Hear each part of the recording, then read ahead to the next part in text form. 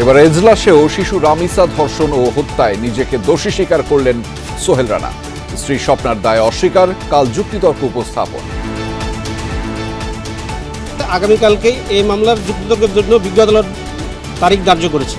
আদালতের নিকট মাপ চেয়েছেন, অর্থাৎ দোষ স্বীকার করে নিয়েছেন। প্রধানমন্ত্রীর সঙ্গে জাপানের মিৎসুই অ্যান্ড কং এর প্রতিনিধি দলের সাক্ষাৎ, বিভিন্ন বিষয়ে আলোচনা, বিশেষ অর্থনৈতিক অঞ্চলে বিনিয়োগের আহ্বান। বাংলাদেশের প্রতিটি মানুষকে মাথায় রেখে বাজেট দেওয়ার চেষ্টা করেছি আমরা। সহসা হচ্ছে না বিএনপির জাতীয় কাউন্সিল, স্থায়ী কমিটির শূন্য পদ পূরণ করতে পারেন চেয়ারম্যান তারেক রহমান। আলোচনায় আছেন কয়েকজন সাবেক ছাত্র নেতাও। দলের কাউন্সিল করতে হলে আমাদেরকে বিভিন্ন পর্যায়ের যেসব কমিটিগুলো আমরা আগে করতে পারি নাই সেগুলো সম্পূর্ণ করতে হবে আমাদের। দেশের প্রতিটি নাগরিকের স্বাস্থ্যের আপডেট জানতে চালু হচ্ছে হেলথ স্ক্রিনিং পাইলট প্রকল্প। সব উপজেলার স্বাস্থ্য কমপ্লেক্সে দ্বিগুণ হচ্ছে শয্যা সংখ্যা। বিদ্যুতের দাম বৃদ্ধির বিষয়ে আজ সিদ্ধান্ত জানাবে বিইআরসি। গ্রাহক পর্যায়ে বাড়তে পারে 10 থেকে 12%, 19% পাইকারিতে। মোহাম্মদপুর আদাবর এলাকায় অপহরণ করে মুক্তিপণ আদায়কারী চক্রের 7 সদস্য সহ 9 জন গ্রেফতার। জনগণকে ভীত না হওয়ার আহ্বান মহানগর পুলিশের।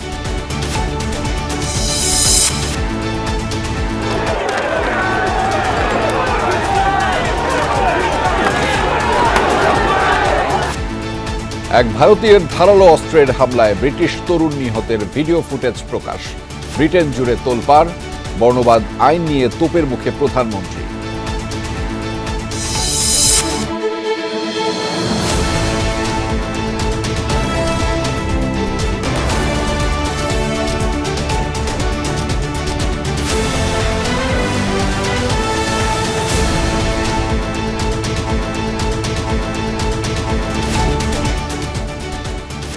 দর্শক, আমন্ত্রণ দুপুরে বাংলাদেশের আয়োজনে আপনাদের সঙ্গে আছি আমি আহমেদ রেজা।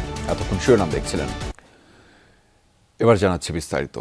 রামিসা ধর্ষণ ও হত্যা মামলায় এজলাসে নিজের পাশাপাশি ডলার নামে এক ব্যক্তিকে দোষী হিসেবে উল্লেখ করলেন আসামি সোহেল রানা। ক্ষমা প্রার্থনার পাশাপাশি স্ত্রী স্বপ্না খাতুনকে নির্দোষ দাবি করেন তিনি। এ মামলায় যুক্তিতর্ক উপস্থাপনের জন্য আগামীকাল দিন ধার্য করেছেন আদালত। বেলা 11টার পর ঢাকা মহানগর শিশু সহিংসতা দমন ট্রাইব্যুনালের বিচারক মাসরুর সালিকিনের আদালতে আত্মপক্ষ সমর্থনের শুনানি শুরু হয়। শুনানির শুরুতে আসামিদের অভিযোগ ও সাক্ষীদের জবানবন্দি পড়ে শোনান বিচারক। পরে আসামি সোহেল রানা 8 বছরের শিশু রামিসাকে ধর্ষণ ও হত্যার ঘটনায় নিজের দায় স্বীকার করেন। একই সাথে অপরাধী হিসেবে উল্লেখ করেন ডলার নামের এক ব্যক্তির নাম। এ ঘটনায় আসামি স্বপ্না খাতুন নিজেকে নির্দোষ দাবি করেন। অভিযোগ গঠনের পর গতকাল একদিনই শেষ হয় রামিসা ধর্ষণ ও হত্যা মামলার সাক্ষ্য গ্রহণ। রামিসার পরিবার, পুলিশ কর্মকর্তা, ম্যাজিস্ট্রেট সহ 16 জন সাক্ষ্য দেন। সেখানে রামিসা হত্যার লোমহর্ষক বর্ণনা উঠে আসে। সন্তান হত্যার দৃষ্টান্তমূলক শাস্তি চায় রামিসার পরিবার। স্বপ্না খাতুন যে আসামি, উনি স্বাভাবিকভাবে আসামিগণ যেভাবে নির্দোষ দাবি করেন উনিও সেই নির্দোষ দাবি করেছেন। আদালত আগামীকাল উভয় পক্ষের যুক্তিতর্ক উপস্থাপনের জন্য তারিখ নির্ধারণ করেছেন। আসামি সোহেল রানা বিজ্ঞ আদালতে বলেছেন, মাননীয় আদালত, আমি ভুল করেছি, আমাকে মাফ করেন। এটা এইভাবে আসে না, দোষ স্বীকারই বলা যায়। তার পক্ষে কোনো ছাপাই সাক্ষী নাই বিদেশে আজকে ছাপাই সাক্ষী দিবে না। প্রধানমন্ত্রী তারেক রহমানের সঙ্গে সাক্ষাৎ করেছেন জাপানের অন্যতম বৃহৎ ট্রেডিং ও বিনিয়োগ প্রতিষ্ঠান মিৎসুই অ্যান্ড কং এর একটি প্রতিনিধি দল। সকালে সচিবালয়ে মন্ত্রিপরিষদ বিভাগে প্রধানমন্ত্রীর কার্যালয়ে এই সাক্ষাৎ অনুষ্ঠিত হয়। বৈঠকে বাংলাদেশে বিনিয়োগ বৃদ্ধি, শিল্পায়ন, অবকাঠামোগত উন্নয়ন এবং জ্বালানি খাতে সহযোগিতা নিয়ে আলোচনা হয়। বৈঠকে প্রধানমন্ত্রী বলেন, বাংলাদেশ ও জাপানের সম্পর্ক আস্থা ও পারস্পরিক সহযোগিতার উপর দাঁড়িয়ে রয়েছে। বাংলাদেশের ইপিজেড জাপানি কোম্পানিগুলোকে বিনিয়োগের আহ্বান জানান সরকার প্রধান। বৈঠকে মিৎসুই প্রতিনিধি দলের এশিয়া প্যাসিফিক অঞ্চলের প্রধান নির্বাহী কর্মকর্তা ও এক্সিকিউটিভ ভাইস প্রেসিডেন্ট মাকাতো সাতো বাংলাদেশের বিকশমান অর্থনীতি, বৃহৎ ভোক্তা বাজার ও আঞ্চলিক বাণিজ্য কেন্দ্র হিসেবে সম্ভাবনার প্রশংসা করেন। দেশের অর্থনীতি ভঙ্গুর হলেও আসন্ন বাজেটে সবার অংশগ্রহণ নিশ্চিত করতে চায় সরকার। প্রধানমন্ত্রীর সাথে সাক্ষাতের পর এমনটাই জানিয়েছেন অর্থমন্ত্রী আমির খসরু মাহমুদ চৌধুরী। বিগত সময়ে লুটপাট আর অনিয়মের কারণে অর্থনীতির অবস্থা খারাপ হয়ে গেছে। তবে অর্থমন্ত্রীর প্রত্যাশা, বর্তমান সরকারের প্রথম বাজেট ভালো হবে। বাজেটের সুফল যাতে প্রত্যেক নাগরিক ভোগ করতে পারেন সেই চেষ্টা করছে সরকার। অর্থমন্ত্রী আমির খসরু বলেন, বিগত সময়ে দেশকে ঋণ নির্ভরতার দিকে নিয়ে যাওয়া হয়েছিল, সেটি কমিয়ে বিনিয়োগ বৃদ্ধিতে কাজ করছে সরকার। সেই সাথে $1 ট্রিলিয়ন যে অর্থনীতির দিকে যাচ্ছে সরকার, সেটা বাস্তবায়নের প্রত্যাশা ব্যক্ত করেন অর্থমন্ত্রী। আমরা তো খুব একটা ভঙ্গুর অবস্থার মধ্যে আছি এখন, সব দিক থেকে অর্থনীতির অবস্থা খুবই খারাপ। তো তারপরেও এই অবস্থার মধ্যে আমরা এসেছি, দায়িত্ব নিয়েছি সব। এরপরও বাংলাদেশের প্রতিটি মানুষকে মাথায় রেখে বাজেট দেওয়া চেষ্টা করেছি আমরা। সহসা হচ্ছে না ক্ষমতাসীন বিএনপির জাতীয় কাউন্সিল। দলের স্থায়ী কমিটির সদস্য নজরুল ইসলাম খান বলেছেন, বিএনপির জন্য কাউন্সিল গুরুত্বপূর্ণ, তবে এই মুহূর্তে অগ্রাধিকার তালিকায় সেটি নিচের দিকে রয়েছে। শিগগিরই কাউন্সিল না হলেও দলের স্থায়ী কমিটির শূন্য পদ পূরণে মনোযোগ দিয়েছেন চেয়ারম্যান তারেক রহমান। সর্বোচ্চ নীতি নির্ধারণী ফোরামের সদস্য পদের জন্য আলোচনায় আছেন কয়েকজন সাবেক ছাত্রনেতাও। সহকর্মী আরেফিন শাকিল জানাচ্ছেন বিস্তারিত। প্রায় এক দশক দলীয় কাউন্সিল করেনি বিএনপি। এজন্য বৈরী রাজনৈতিক পরিবেশের প্রসঙ্গ সামনে আনেন নীতি নির্ধারকরা। যদিও গঠনতন্ত্র অনুযায়ী 3 বছর পর পর কাউন্সিল করার কথা। আমাদের যাদের বয়স হয়েছে তারা হয়তো আর খুব বেশি দিন দায়িত্ব পালন করতে পারবো না। বিএনপির সবশেষ কাউন্সিল হয়েছিল 2016 সালের 19 মার্চ। এবার নির্বাচনে জয়ের পর মহাসচিব মির্জা ফখরুল ইসলাম আলমগীর চলতি বছরই 7ম কাউন্সিলের কথা বলেছিলেন। সরকার সরকারের কাজ করবে, দল দলের কাজ করবে, কাউন্সিল হবে বছরের মধ্যেই। কিন্তু বছরের মাঝামাঝিতেও কাউন্সিল করার উদ্যোগ দৃশ্যমান নয় বিএনপিতে। 82টি সাংগঠনিক জেলা, কয়েকশো উপজেলা, পৌরসভা ও 4500-এর বেশি ইউনিয়নের প্রায় 60 ভাগ কমিটি মেয়াদোত্তীর্ণ। কোথাও কমিটি নেই 1 দশক। কাউন্সিলে এসব কমিটির শীর্ষ নেতারাই হবার কথা কাউন্সিলর। কাউন্সিল নিয়ে আসলে কি ভাবছে বিএনপি? একটা সময় গেছে যখন আন্দোলনটাই ছিল প্রায়োরিটি সংগঠনের চেয়ে, এরপর একটা সময় আসলো তখন নির্বাচনটা হয়ে গেল প্রায়োরিটি। এখন জেতার পরে আমাদের জনগণের আকাঙ্ক্ষা পূরণের জন্য দ্রুত কিছু কাজ করাটা প্রায়োরিটি হয়ে পড়েছে আর কি। মানে এই না আর কি যে কাউন্সিলটা প্রায়োরিটির লিস্ট থেকে নেয়, এটা খুবই উচ্চ স্তরের প্রায়োরিটি, কিন্তু তারও উপরে কিছু প্রায়োরিটি এখনও আমাদের সামনে আছে আর কি। এটা বিবেচনায় নিতে হবে আমাদের আর কি। আর দলের কাউন্সিল করতে হলে আমাদেরকে বিভিন্ন পর্যায়ের যেসব কমিটিগুলি আমরা আগে করতে পারি নাই, সেগুলো সম্পূর্ণ করতে হবে আমাদের। অবশ্য দ্বিতীয় চিন্তাও আছে বিএনপির নীতি নির্ধারকদের কাছে। দলের গতিশীলতা বাড়াতে সহসা রদবদল আসতে পারে স্থায়ী কমিটিতে। নিশ্চয়ই নতুন আরো আসবে আর কি। এমনকি পুরাতন এর মধ্যে বাদও পড়তে পারে কেউ।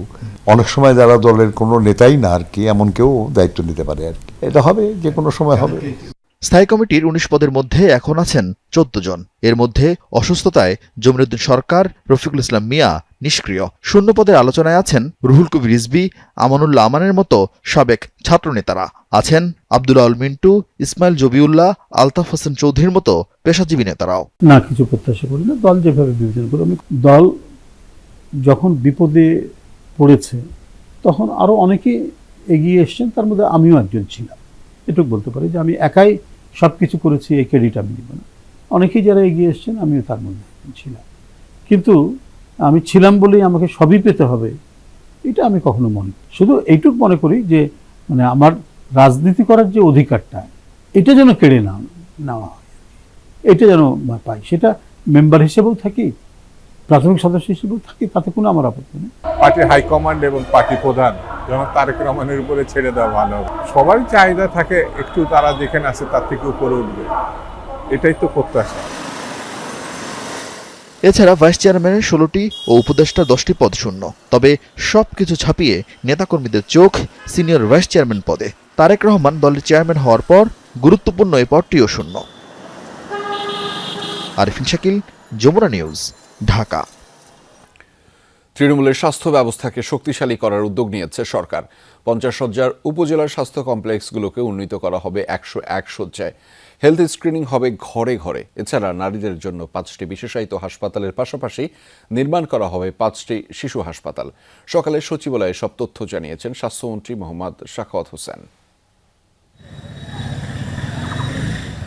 সারা দেশে উপজেলা স্বাস্থ্য কমপ্লেক্স আছে 534টি, এর মধ্যে 100 শয্যা আছে মাত্র 8টিতে, আর 50 শয্যার স্বাস্থ্য কমপ্লেক্স 492টি।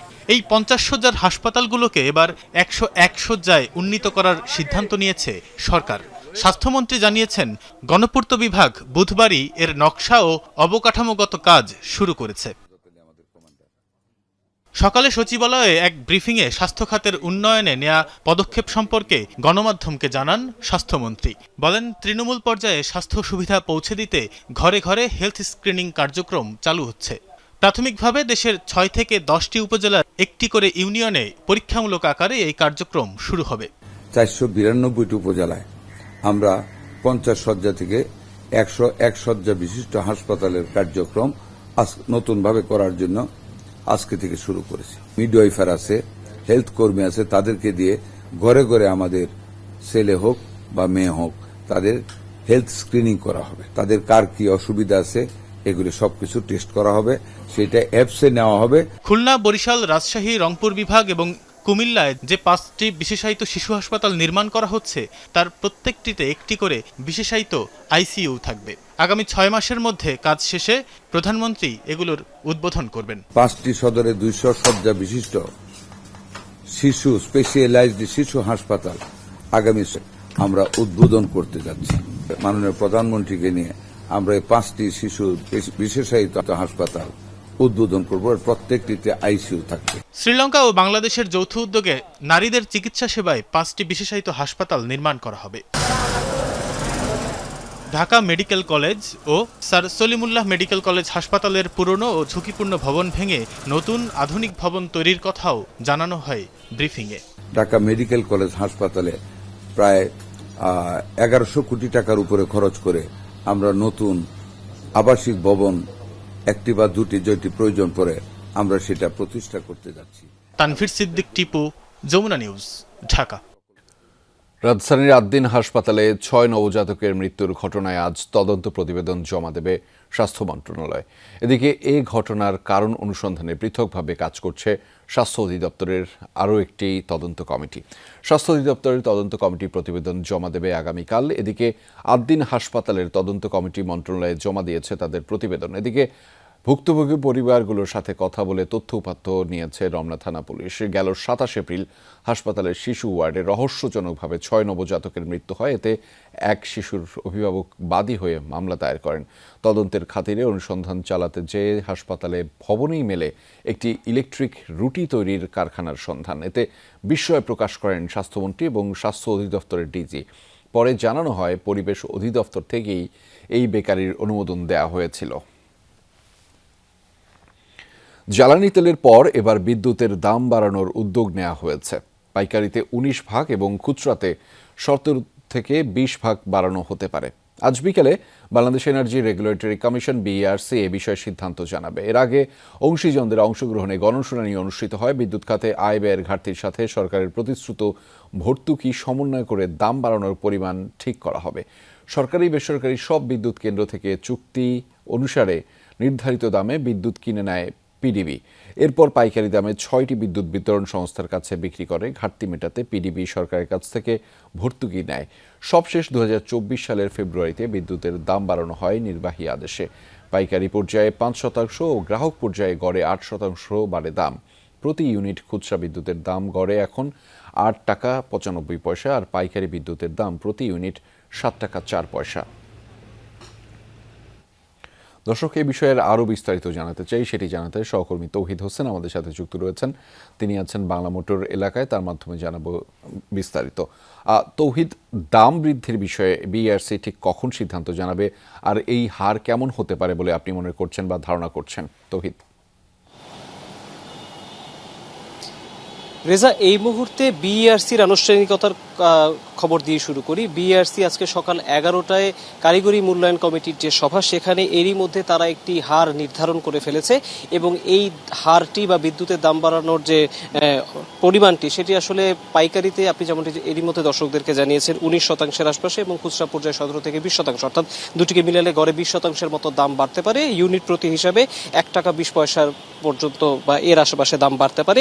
এটি এখন পর্যন্ত আমরা আমরা নিশ্চিত হতে পারিনি। তবে কারিগরি মূল্যায়ন কমিটির সভায় যে সকাল 11টায় বিদ্যুতের দাম বাড়ানোর যে সিদ্ধান্ত সেটি নিশ্চিত করা হয়েছে সেটি আমরা এর ভিতরে জানতে পেরেছি। এক, দ্বিতীয়ত হচ্ছে বিশেষ করে লাইফলাইন ইউজার অর্থাৎ সবচেয়ে কম বিদ্যুৎ যারা ব্যবহার করেন 0 থেকে 75 ইউনিট পর্যন্ত যেই ব্যবহারকারীরা, সেই ব্যবহারকারীদেরকে আসলে 0 থেকে 200 ইউনিট পর্যন্ত ব্যবহারকারীদেরকে একই স্ল্যাবের আওতায় নিয়ে আসার একটি প্রস্তাব আসলে বিআরসির যে গণশুনানি হয়েছিল গত মাসে তখন কিন্তু বলা হয়েছিল। বিশেষ করে পাইকারি বিদ্যুৎ উৎপাদনের ক্ষেত্রে পিডিবির পক্ষ থেকে এই ধরনের প্রস্তাব দেওয়া হয়েছিল।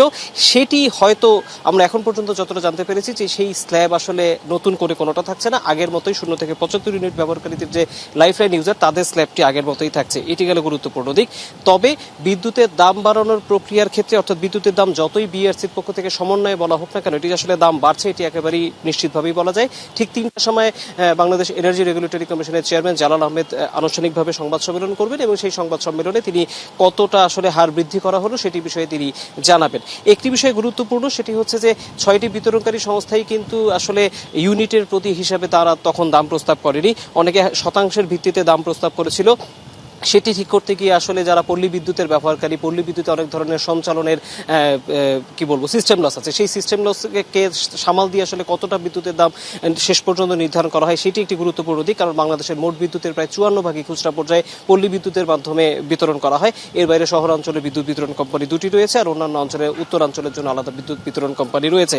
সব মিলিয়ে আসলে এরকম একটি হার নির্ধারণ করা হবে। আরেকটি বিষয় গুরুত্বপূর্ণ যে বিআরসির পক্ষ থেকে কিন্তু গতবার 2টি বিষয় বারবার বলা হয়েছিল। একটি বিষয় আমি এর আগেও সংবাদে জানিয়েছিলাম যে ভাড়াভিত্তিক বিদ্যুৎ কেন্দ্রের ক্যাপাসিটি চার্জ আসলে কতদিন ধরে নেওয়া যৌক্তিক হবে সেই বিষয়ে একটি সিদ্ধান্ত নেওয়া আসলে জরুরি বলে বিআরসির চেয়ারম্যান তখন মন্তব্য করেছিলেন। আরেকটি মন্তব্য তিনি করেছিলেন যে বিআরসি দেখেছে বা তাদের পর্যবেক্ষণে বেরোচ্ছে যে বিগত সরকারের সময় যথেচ্ছভাবে বিদ্যুৎ এবং জ্বালানি খাতের বেশ কিছু প্রকল্প হাতে নেওয়া হয়েছে যেগুলো একটেকের মাধ্যমে নানাভাবে অনুমোদন করিয়ে নেওয়া হয়েছে বা একটেক ছাড়া পরিকল্পনা মন্ত্রণালয়ের আওতাতেও নানাভাবে এগুলো অনুমোদন করিয়ে নেওয়া হয়েছিল। বিআরসি বলেছিল যে এরপর থেকে যতবারই বিদ্যুৎ এবং জ্বালানি খাতের কোনো প্রকল্প নেওয়া হবে সেগুলো আসলে বিআরসির অনুমতি ছাড়া এই ধরনের প্রকল্প আসলে নেওয়া যাবে না, সেগুলো বিআরসির ক্লিয়ারেন্স দিয়ে তারপর একনেকে পাঠাতে হবে। সেই বিষয়ে আজকে একটি আনুষ্ঠানিক ঘোষণা আসবে বলে আমরা আশা করছি। সব মিলার মাত্র কয়েক মিনিটের অপেক্ষা, বিআরসি 3টার সময় সংবাদ সম্মেলন করবে, তখন আমরা আপনাদেরকে আরো বিস্তারিত জানাতে পারবো। নিশ্চয়ই সেই সংবাদ সম্মেলনের মাধ্যমে আরো অনেক বেশি পরিষ্কার হয়ে যাবে। ধন্যবাদ তৌহিদ হোসেন আমাদের সাথে যুক্ত হওয়ার জন্য। জাতিসংঘের সাধারণ পরিষদের সভাপতি হিসেবে পররাষ্ট্রমন্ত্রী ডক্টর খলিলুর রহমানের জয়লাভ নিঃসন্দেহে বাংলাদেশের জন্য অনন্য এক মাইলফলক। মন্ত্রণালয়ে এক ব্রিফিংয়ে প্রতিমন্ত্রী শামা ওবায়েদ বলেছেন, জাতিসংঘের পাশাপাশি পুরো বিশ্বই বাংলাদেশের উপর আস্থা রেখেছে। 12ই ফেব্রুয়ারি নির্বাচনের পরে অতি স্বল্প সময়ের মধ্যে আমরা যেই বিজয়টা আনতে পেরেছি সেটা মাননীয় প্রধানমন্ত্রী সুদৃঢ় নেতৃত্বে এটা হয়েছে এবং আমাদের প্রার্থীর যোগ্যতা, ওনার ক্যাপাবিলিটি, ওনার অ্যাবিলিটি, ওনার গ্রহণযোগ্যতা জাতিসংঘ এবং সারা বিশ্বের জাতিসংঘর যেসব দেশগুলো আছে সকল দেশের ওনার গ্রহণযোগ্যতা অবশ্যই এটা ভূমিকা রেখেছে। কূটনৈতিক গ্রহণযোগ্যতা বৃদ্ধি, রোহিঙ্গা সংকট সমাধান ও সফট ডিপ্লোমেসির মাধ্যমে বাংলাদেশের জন্য ভূমিকা রাখবেন জাতিসংঘ সাধারণ পরিষদের নতুন সভাপতি। এমন আশাবাদ জানিয়ে বিশ্লেষকরা বলছেন, বর্তমান সরকারের 3 মাসেই এই অর্জন বিরাট কূটনৈতিক সাফল্য। মানবাধিকার পরিস্থিতির উন্নয়ন এবং সদস্য রাষ্ট্রগুলোর আস্থার প্রতিদান হিসেবে ডক্টর খলিলুর রহমান নিরপেক্ষভাবে অধিবেশন পরিচালনা করে দেশের ভাবমূর্তি উজ্জ্বল করবেন বলেও আশা বিশ্লেষকদের। দর্শক দেখুন আমারই করা একটি প্রতিবেদন। Khalilur Rahman, Bangladesh 99, Andreas Kakouris, Cyprus 91। 8 ভোটের ব্যবধানে জয়লাভ করে এভাবেই প্রার্থনায় কৃতজ্ঞতা জানান পররাষ্ট্রমন্ত্রী ডক্টর খলিলুর রহমান। মহাসচিব অ্যান্তনিও গুতেরেসের উপস্থিতিতে অনুষ্ঠিত নির্বাচনে জয়লাভের পর আনুষ্ঠানিক বক্তব্যে ধন্যবাদ জ্ঞাপনের পাশাপাশি আগামী 1 বছরে নিজের পরিকল্পনা তুলে ধরেন doctor Khalil. Working with all of you, I envision addressing these challenges along 6 pillars of action. আগামী 8 সেপ্টেম্বর থেকে শুরু হওয়া সাধারণ পরিষদের অধিবেশনে সভাপতির দায়িত্ব পালন করবেন তিনি। I'd like to thank my Prime Minister, Mr. Tariq Rahman, for nominating me. এই বিজয়কে তাৎপর্যপূর্ণ আখ্যা দিয়েছেন কূটনৈতিক বিশ্লেষকরা। তাদের মতে আন্তর্জাতিক অঙ্গনে বাংলাদেশের প্রতি জাতিসংঘের সদস্য দেশগুলোর আস্থা, গ্রহণযোগ্যতা ও ক্রমবর্ধমান কূটনৈতিক প্রভাবের সুস্পষ্ট প্রতিফলন এই জয়। ডক্টর খলিলুর সেই আস্থার প্রতিদান দেবেন বলে আশাবাদ তাদের। বাংলাদেশের জন্য এটা খুবই সুখবর। অন্ততপক্ষে এই যে ভূকৌশল এবং ভূ রাজনৈতিক সিচুয়েশনগুলি পৃথিবীতে ঘটছে এখানে আসলে এই জেনারেল অ্যাসেম্বলিতে প্রেসিডেন্সিটা আমাদের জন্য একটা সফট পাওয়ার ইকুইপমেন্ট বা টুলসগুলি হাতে তুলে দিচ্ছে। এটা দেশের জন্য ডেফিনেটলি একটা গৌরবের একটা বিষয়। সার্বিকভাবে এটা আমাদের ওনার ব্যক্তিগতভাবে এবং বাংলাদেশের জন্য একটা অনেক ভালো একটা সুসংবাদ। 2020 সালেই সাধারণ পরিষদের সভাপতি পদে নির্বাচনে প্রার্থিতা ঘোষণা করে বাংলাদেশ।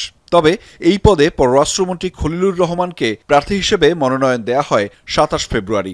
এরপর থেকে পূর্ণমাত্রার কূটনৈতিক প্রচার শুরু হয়। স্বল্প সময়ের মধ্যেই বাংলাদেশ বিভিন্ন দেশের সঙ্গে উচ্চ পর্যায়ের বৈঠক, দ্বিপক্ষীয় যোগাযোগ এবং বহুপক্ষীয় কূটনৈতিক ফোরামে অত্যন্ত সক্রিয় ও কৌশলগত প্রচার চালায়, যাকে 3 মাস বয়সী নতুন সরকারের বড় ধরনের কূটনৈতিক সাফল্য বলেও মনে করেন বিশ্লেষকরা।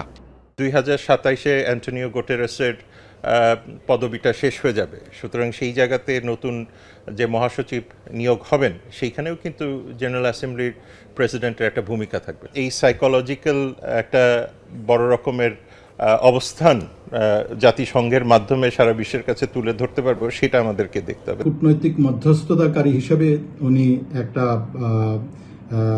ভূমিকা রাখেন, অধিবেশন পরিচালনা করেন এবং বিশেষ করে সেপ্টেম্বর মাসে যে বার্ষিক সাধারণ বিতর্ক হয় সেই বিতর্কগুলোতে উনি সভাপতির দায়িত্ব পালন করেন।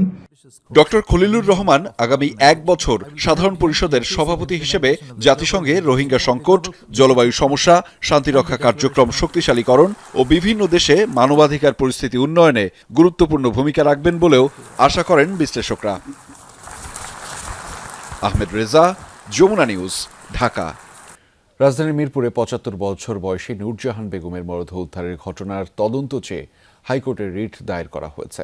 রিটে নূরজাহান বেগমের সঙ্গে মানবাধিকার লঙ্ঘনের ঘটনা ঘটেছে কিনা সে বিষয়ে তদন্তের নির্দেশনা চাওয়া হয়েছে। দুপুরে সুপ্রিম কোর্টের আইনজীবী শরীফ সরকার জনস্বার্থে এই রিট দায়ের করেন। রিটের পক্ষের আইনজীবী ব্যারিস্টার HM সঞ্জিত সিদ্দিকী গত 31 মে ঢাকার মিরপুরে 11 নম্বরে একটি বাসা থেকে নূরজাহান বেগমের মরদেহ উদ্ধার করে পুলিশ। পল্লবী থানায় ভারপ্রাপ্ত কর্মকর্তা মোহাম্মদ হাসান বাশির জানান, নূরজাহান বেগম যে বাসায় ছিলেন সেটা তার মেয়ের বাসা, সেখানে তিনি মেয়ের সঙ্গে থাকতেন।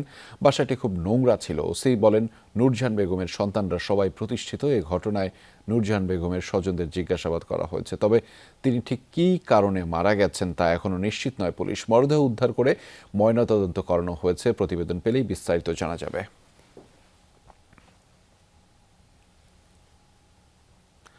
সকালেই রাজধানীর দিলকুশায় ইসলামী ব্যাংকের সামনে জড়ো হতে থাকেন আন্দোলনকারীরা। এক পর্যায়ে মানববন্ধন ও সমাবেশের আয়োজন করা হয়। অনাকাঙ্ক্ষিত পরিস্থিতি এড়াতে আগে থেকেই প্রস্তুত রাখা হয় আইনশৃঙ্খলা বাহিনীও।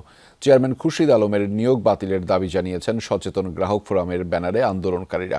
অভিযোগ করেন, লুটপাটকারীদের হাতে ইসলামী ব্যাংক তুলে দেওয়ার ষড়যন্ত্র চলছে। সমাবেশ থেকে আসে প্রতিহত করার ঘোষণা। দাবি করা হয়, ব্যাংক লুটপাট এবং অর্থ পাচারের দোসর খুরশিদ আলম, তাকে কোনো অবস্থাতেই ইসলামী ব্যাংকের চেয়ারম্যান হিসেবে মেনে নেওয়া হবে না। আমানত সুরক্ষায় আন্দোলন চালিয়ে যাওয়ারও ঘোষণা দেন আন্দোলনকারীরা।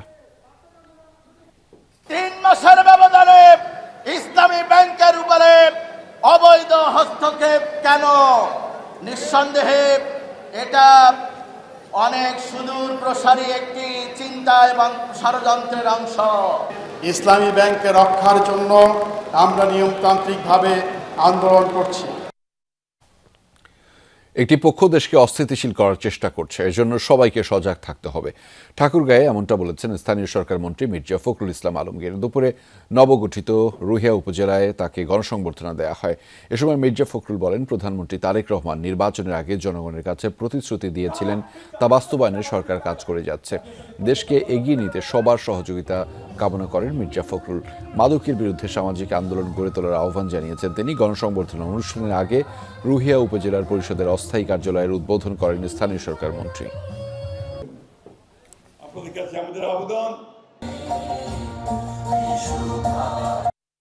কাছে আমাদের আবেদন, এই অস্থিতিশীলতা সৃষ্টি না করতে পারে তার জন্য আপনাদেরকে সতর্ক থাকা, সজাগ থাকা। কারণ এই সময়ে যখন আমরা নতুন করে দেশ গঠন করবার কাজ শুরু করেছি তার আমার নেতৃত্বে, তখন যেন আমরা আবার বিভ্রান্ত না হয়ে যাই। হামের উপসর্গে ২৪ ঘন্টায় ময়মনসিংহ রংপুরে প্রাণ গেছে আরও ২ শিশুর। ময়মনসিংহ মেডিকেলের নতুন রোগী ভর্তি হয়েছেন ২৯ জন, সিলেট মেডিকেলে ২৪ ঘন্টায় রোগী ভর্তি হয়েছেন ৫৯ জন। জেলার বিভিন্ন হাসপাতালে মোট চিকিৎসাধীন ২৩৯ জন। এছাড়া বরিশাল, রাজশাহী, চট্টগ্রাম ও খুলনার বিভিন্ন হাসপাতালে রোগীদের ভিড় রয়েছে। কোথাও কোথাও আইসোলেশন ওয়ার্ডের শয্যা সংকটে ভোগান্তি পোহাতে হচ্ছে রোগী ও স্বজনদের। হাম ও উপসর্গে মৃত্যু না থামায় উদ্বেগ বাড়ছে অভিভাবকদের মাঝে। দেশের দক্ষিণ পশ্চিমাঞ্চলের মানুষের ডায়রিয়া, হাম, জলবসন্ত সহ ৬টি ছোঁয়াচে রোগের চিকিৎসায় খুলনায় প্রতিষ্ঠিত হয় সংক্রামক ব্যাধি হাসপাতাল। প্রায় ৬ দশক আগের প্রতিষ্ঠানটি এখনও প্রায় ৩.৫ কোটি মানুষের ছোঁয়াচে রোগের চিকিৎসার একমাত্র ভরসাস্থল। প্রতিষ্ঠার এত বছরেও বিশেষজ্ঞ ছাড়াই শুধুমাত্র ৩ জন মেডিকেল অফিসার দিয়ে চলছে এটি। এছাড়া রয়েছে আধুনিক যন্ত্রপাতির অভাব। বিষয়টি নিয়ে ক্যামেরার সামনে কথা বলতে রাজি নন সিভিল সার্জন। ৩ দিন আগে ডায়রিয়ায় আক্রান্ত হন নড়াইল সদরের নন্দী মিঠাপুকুর গ্রামে নূরজাহান বেগম ও তার পুত্রবধূ। শারীরিক পরিস্থিতির অবনতি হলে নড়াইল সদর হাসপাতাল থেকে আসেন খুলনার সংক্রামক ব্যাধি হাসপাতালে। তাদের মতো বিভিন্ন জেলা থেকে চিকিৎসা নিতে এসেছেন অন্তত ১২ জন। তবে শয্যা সংকটে জলবসন্তের মতো স্পর্শকাতর রোগীদের ঠাঁই হয়েছে মেঝেতে। নারী পুরুষদের চিকিৎসা দেওয়া হচ্ছে একই কক্ষে। ডায়রিয়া আক্রান্ত শিশুদের জন্য নেই আলাদা কোনো ওয়ার্ড। সরকারি হাসপাতাল হলেও ৩ বেলা খাবার মেলে না এখানে। আমাদের একজন জলবসন্তের রোগী, আমাদের গ্যাসের ইঞ্জেকশন দিচ্ছে, বমির, আর একটা অ্যান্টিবায়োটিক দিচ্ছে, আর অ্যান্টিবায়োটিক বাইরের থেকে কিনা লাগতেছে। সকালবেলা আসছি, যখন সুইচ দিছি তখন দেখি ফ্যান চলে না, কিন্তু এই গরমে কিভাবে চলবো? একটা বাথরুম কেমন করে যায়, একজনের বাথরুমে আরেকজন সিরিয়াল দিয়ে খাওয়া যায়। এছাড়াও হাসপাতালটিতে জনবল সংকটও রয়েছে। ২৩টি পদের মধ্যে ১২টি ফাঁকা দীর্ঘদিন ধরে। ৩ জন মেডিকেল অফিসার দিয়ে চলছে হাসপাতালের কার্যক্রম। এছাড়া বিশেষ রোগের ওষুধের বরাদ্দও আসে না অনেক দিন যাবত।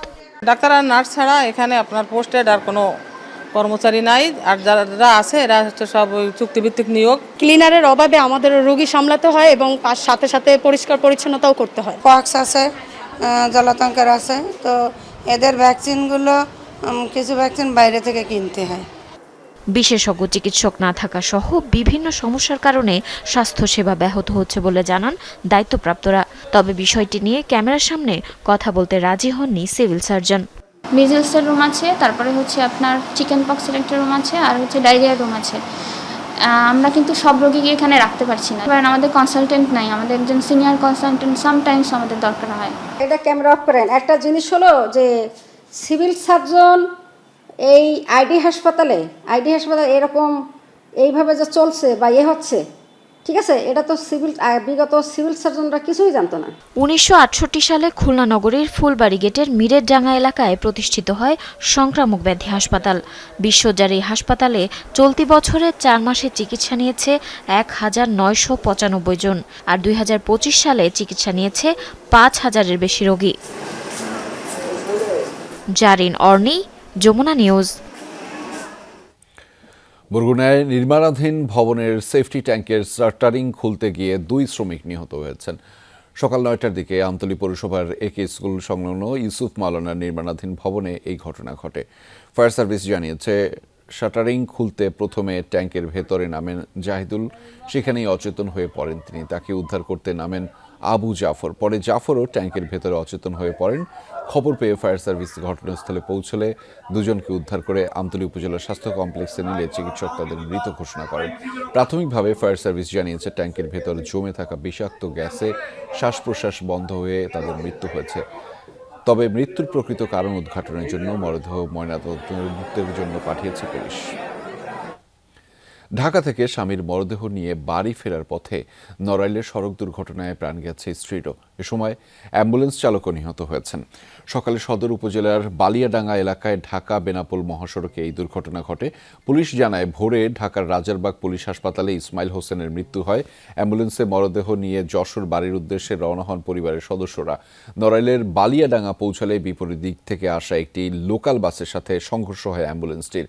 ঘটনাস্থলেই মারা যান ইসমাইল হোসেনের স্ত্রী জাহানারা বেগম। গুরুতর আহত অবস্থায় 6 জনকে হাসপাতালে নেয়ার পথে অ্যাম্বুলেন্স চালক আকবর আলীরও মৃত্যু হয়। তার বাড়ি লক্ষ্মীপুরে। এছাড়া নওগাঁ ও খুলনায় সড়কে প্রাণ গেছে আরও 2 জনের। বাগেরহাটে খান জাহান আলী রহমতুল্লাহ আলাইহিসাল্লামের মাজারের দিঘিতে থাকা কুমিরটিকে নেওয়া হচ্ছে সুন্দরবনের করমজল বন্যপ্রাণী প্রজনন কেন্দ্রে। সকালে বন বিভাগের বন্যপ্রাণী বিশেষজ্ঞদের একটি প্রতিনিধি দল মাজারের দিঘি থেকে কুমিরটিকে স্থানান্তরের কাজ শুরু করে। এর আগে সোমবার রাত 8টার দিকে মাজার সংলগ্ন দিঘিতে গোসল করতে নেমে 7 বছর বয়সী ফাতেমা আক্তার কুমিরের আক্রমণের শিকার হয়। প্রত্যক্ষদর্শীরা জানিয়েছেন কুমিরটির শিশুটির পা ধরে পানির নিচে টেনে নিয়ে যায়। মঙ্গলবার ভোরে দিঘির ঘাট থেকে তার মরদেহ উদ্ধার করা হয়। এ কারণেই মাজারে আগত দেশি বিদেশি দর্শনার্থী ও ভক্তদের নিরাপত্তা নিশ্চিত করতে এমন সিদ্ধান্ত নেওয়া হয়েছে বলে জানিয়েছে জেলা প্রশাসন। রাজধানীতে ছিনতাই ও অপহরণে জড়িত 2টি পৃথক চক্রের 9 সদস্যকে গ্রেফতার করেছে আইনশৃঙ্খলা বাহিনী। এর মধ্যে মোহাম্মদপুর ও আদাবর এলাকায় অপহরণ করে মুক্তিপণ আদায়কারী একটি চক্রের 7 সদস্য গ্রেফতার হয়েছে। ডিএমপির অতিরিক্ত উপপুলিশ কমিশনার ফজলুল করিম জনগণকে ভীত না হওয়ার আহ্বান জানিয়েছেন এবং বলেছেন নিরাপত্তা নিশ্চিতে নানা পদক্ষেপ নিয়েছে আইনশৃঙ্খলা বাহিনী। ঈদের ছুটি শেষে বাড়ি ফিরছিলেন 2 বোন। 30 মে রাত 3টার দিকে মোহাম্মদপুরের নূরজাহান রোডের বাসার সামনে নামতেই চাপাতে ধরে তাদের কাছে থাকা মোবাইল, স্বর্ণ, টাকা ও লাগেজ নিয়ে পালিয়ে যায় ছিনতাইকারীরা।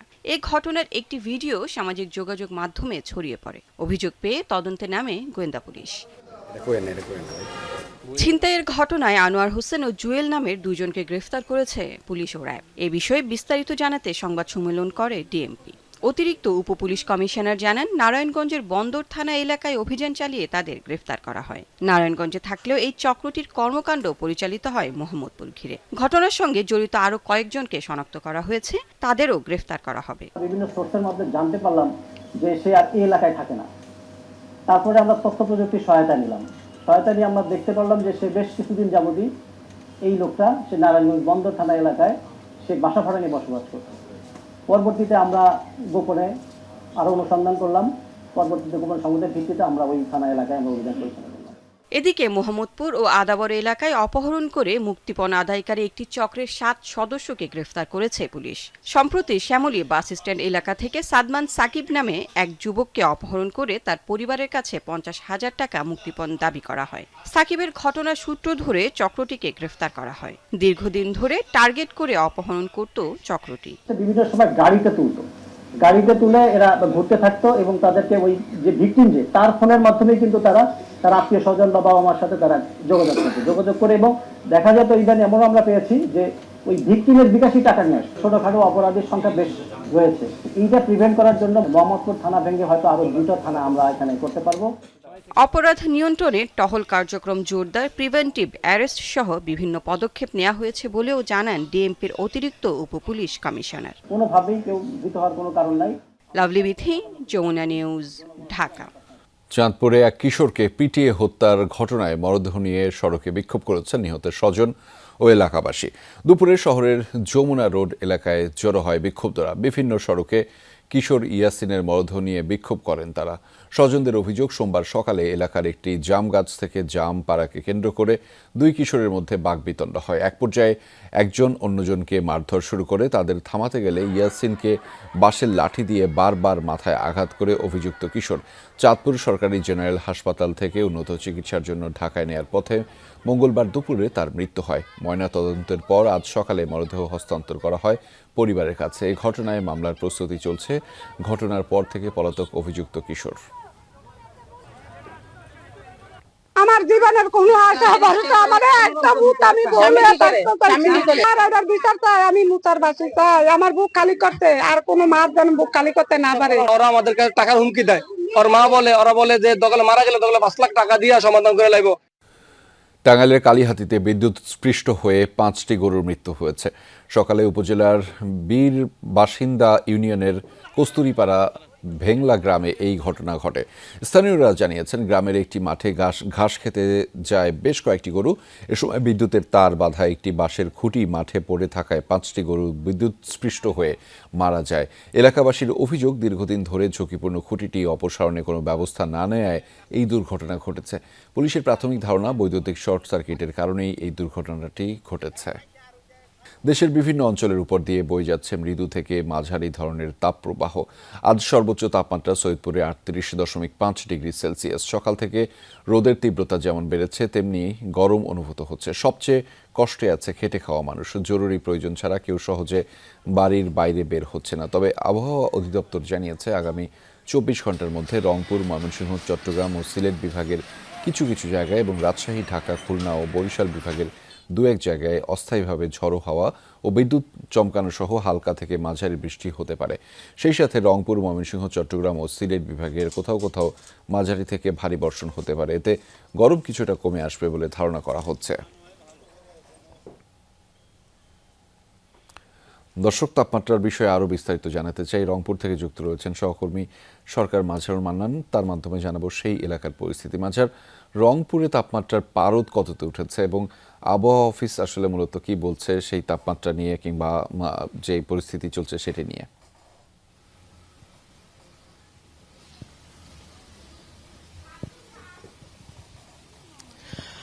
রেজা, পরিস্থিতিটি খুবই ভয়াবহ। আমি এই বেলা যে তিনটায় রংপুরে আজকে সর্বোচ্চ তাপমাত্রা 37.2 ডিগ্রি সেলসিয়াস রেকর্ড করা হয়েছে, যেটা গতকাল ছিল একই সময়ে 37 ডিগ্রি সেলসিয়াস এবং তার আগের দিনও ছিল 37.0 ডিগ্রি সেলসিয়াস। অর্থাৎ গেল এক সপ্তাহ ধরে রংপুরে 37 ডিগ্রির নিচে সর্বোচ্চ তাপমাত্রার পাঁচটি কোনোভাবেই নামছে না। মানুষজন একেবারে অতিষ্ঠ হয়ে গেছেন। আমরা আপনি জানেন যে হাড়িভাঙ্গার যে রাজধানী পদাগঞ্জ এলাকায় আছি, আমরা দেখছি দেখেন মানুষজন যে কি করুণ পরিণতি। আমরা কিছুক্ষণ আগে কথা বলছিলাম কিছু শ্রমিকের সাথে, তারা ভুট্টা খেতে ছিলেন। তারা যেটি বলছেন তাদের ভাষায় যে যদি আধা ঘন্টা যদি কাজ করা যায় তাহলে তাদেরকে 1 ঘন্টা রেস্ট নিতে হয়, তা না হলে কিন্তু কোনোভাবে আর মাঠে কাজ করা যাচ্ছে না। একই অবস্থা সব জায়গাতেই। এবং আমরা যে পিচঢালা পথ দিয়ে আসছিলাম সেই পিচঢালা পথ গরমের মধ্যে কিন্তু সিদ্ধ হয়ে একটা ব্যবসা কিছু বেরো হয়েছে, এরকম আমরা দেখেছি। এবং শিশুদেরকে আমরা দেখেছি যে আশেপাশে যে ডোবানালাগুলো আছে তারা রিস্ক নিয়ে কিন্তু সেখানে লাফালাফি করছে এবং একটা ভয়ও থেকে যায় অনেক সময় যে পুকুরে পড়ে অনেক জায়গায় মারা যাওয়ার আমরা খবর শুনি। কিন্তু বাচ্চারা কিন্তু সেটি না মেনেই কিন্তু বিভিন্ন ডোবানালায় কিন্তু আমরা কিছুক্ষণ আগে দেখলাম যে তারা সাঁতার কাটছে বা পানিতে হাবুডুবু দিচ্ছে এবং সবাই একটুখানি জিরিয়ে নেওয়ার চেষ্টা করছে। আমরা যদি আপনাদেরকে একটুখানি এই যে একটা আম গাছের আমের বাগানের ঠিক নিচে আমরা আছি, আপনি সেখানেও দেখবেন সেখানে কিন্তু তাপের যে পারদটা একেবারে অনেক, অর্থাৎ আমার গা দিয়েও কিন্তু ঘামটা ঝরছে।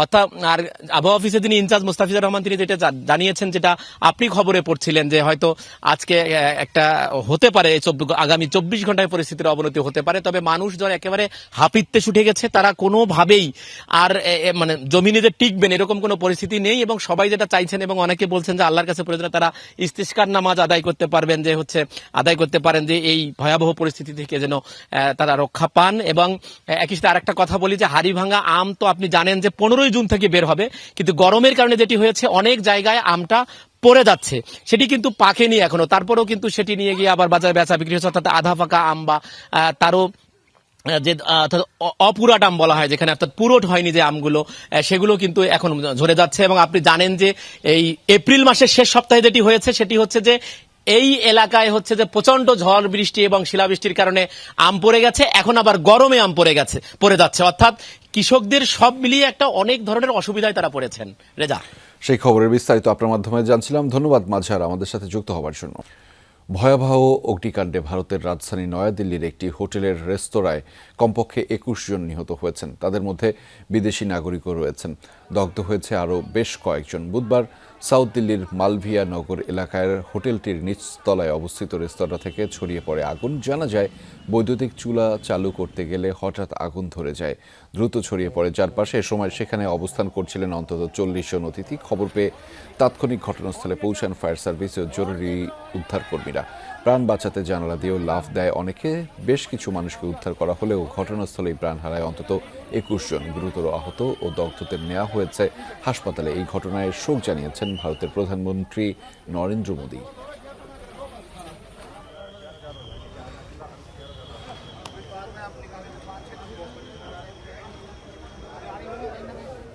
ধারালো অস্ত্র নিয়ে এক ভারতীয় বংশোদ্ভূতের হামলায় ব্রিটিশ নাগরিক নিহত হওয়ার ঘটনায় চলছে তোলপাড়।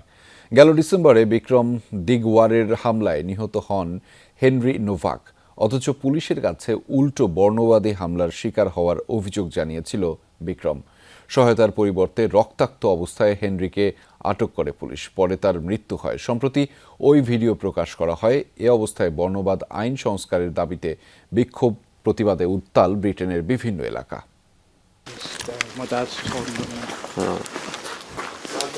এক ভারতীয় ধারালো অস্ত্রের আঘাতে মুমূর্ষু অবস্থা ব্রিটিশ তরুণ হেনরি নোভাকের। রক্তাক্ত অবস্থায় যখন বাঁচার তীব্র আকুতি, তখন সাহায্য করার পরিবর্তে উল্টো তাকে হাতকড়া পরায় পুলিশ। অথচ পাশেই দাঁড়িয়ে হামলাকারী বিক্রম দিগওয়ার। গেল বছরের ডিসেম্বরের ঘটনা এটি। অভিযোগ ওঠে বিক্রমের উপর বর্ণবিদ্বেষী হামলা করেন হেনরি। টান দিয়ে তার পাগড়ি খুলে দেওয়ার চেষ্টা করেন। তবে তদন্তে সব অভিযোগ ভুল প্রমাণ হয়। উল্টোই ব্রিটিশ তরুণকে ধারালো অস্ত্র দিয়ে হত্যার চেষ্টা করে বিক্রম, এমন প্রমাণ পাওয়া যায়। ঘটনা পুনরায় তদন্তের পর 21 বছরের কারাদণ্ড দেওয়া হয় বিক্রমকে। হামলার ফুটেজও প্রকাশ করে পুলিশ। এরপর থেকেই চলছে তোলপাড়। বিক্ষোভ প্রতিবাদে উত্তাল ব্রিটেনের বিভিন্ন এলাকা। আমরা আমাদের নিজেদের অস্তিত্বের জন্য লড়াই করছি। আমাদের নিরাপত্তা কোথায়? আমরা ট্যাক্স দেই, সেসব অর্থ কোথায় যাচ্ছে?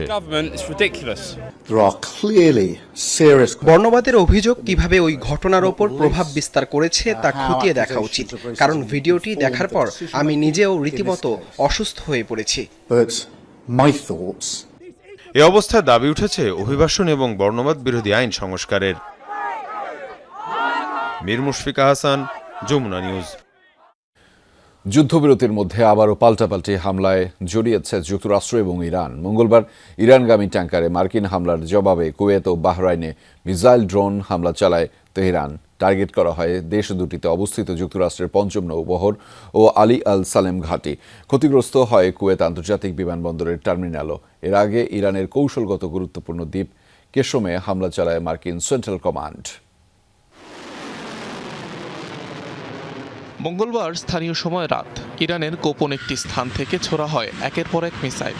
লক্ষ্য বাহরাইন ও কুয়েত। দেশ দুইটির গুরুত্বপূর্ণ বিভিন্ন স্থাপনা লক্ষ্য করে অন্তত 5টি ব্যালিস্টিক ক্ষেপণাস্ত্র ছড়ে রেভলিউশনারি গার্ড আইআরজিসি। নিক্ষেপ করা হয় বেশ কয়েকটি শাহেদ ড্রোন। হামলায় টার্গেট করা হয় বাহরাইনে অবস্থিত যুক্তরাষ্ট্রের ৫ম নৌবহর। ভূপাতিত করা হয় 3টি ক্ষেপণাস্ত্র। অন্তত 2 দফায় হামলার শিকার হয় কুয়েতের আলী আল সালেম মার্কিন ঘাঁটি। 2টি মিসাইল সফলভাবে ভূপাতিতের দাবি করে যুক্তরাষ্ট্র। কুয়েত আন্তর্জাতিক বিমানবন্দরের টার্মিনালে আঘাত হানে ইরানের ড্রোন ও মিসাইল। এতে স্থাপনাটির উল্লেখযোগ্য ক্ষয়ক্ষতি হয়। আহত হয় বেশ কয়েকজন যাত্রী। সাময়িকভাবে বাতিল করা হয় ফ্লাইট চলাচল। এছাড়াও পারস্য উপসাগরে বেসামরিক নৌযান লক্ষ্য করে ছোড়া কয়েকটি ইরানি ড্রোনও প্রতিহত করে সেন্টকম। এদিকে নৌ অবরোধ ভঙ্গের চেষ্টা করায় ইরানগামী একটি ট্যাঙ্কারে প্রথমে হামলা চালায় যুক্তরাষ্ট্র। আকাশযান থেকে ছোড়া হয় হেলফায়ার মিসাইল, যা আঘাত হানে জাহাজটির ইঞ্জিন রুমে। হামলার একটি ভিডিও প্রকাশ করে সেন্ট্রাল কমান্ড। পরে ইরানের কৌশলগত গুরুত্বপূর্ণ দ্বীপ কেশমে হামলা চালায় মার্কিন সামরিক বাহিনী। টার্গেট করা হয় ইরানি সামরিক বাহিনীর একটি গ্রাউন্ড কন্ট্রোল স্টেশন। তবে কোনো ক্ষয়ক্ষতির তথ্য পাওয়া যায়নি। প্রতিরক্ষার স্বার্থে ও তেহরানের বিভিন্ন হামলার জবাবে চালানো হয়েছে এই হামলা বলে দাবি করে সেন্টকম। সংঘাতময় এমন পরিস্থিতিতে সকল আলোচনা বন্ধ রয়েছে বলে ইরান জানালেও যুক্তরাষ্ট্রের দাবি উল্টো। অনিক রহমান, যমুনা নিউজ। দর্শক, এই ছিল দুপুরে বাংলাদেশের আয়োজনে। এতক্ষণ সাথে থাকার জন্য আপনাদের সবাইকে ধন্যবাদ।